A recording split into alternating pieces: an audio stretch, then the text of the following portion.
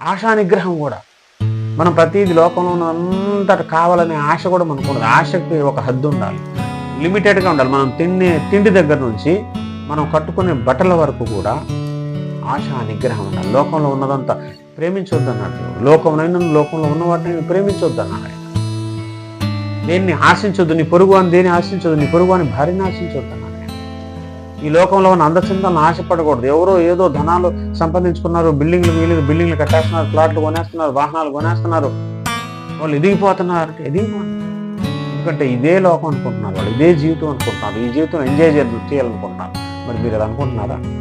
ఇదే జీవితం, ఇదే లోకం, చావుతోనే ఇక జీవితం అయిపోయినట్టే అని వాళ్ళు అనుకుంటున్నారు. మరి మనం అలా అనుకోవట్లేదు కదా.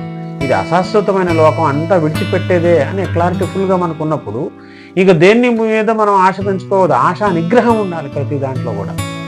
అది కూడా ఆత్మఫలమే అనమాట. ఆశా నిగ్రహం అనేది ఒక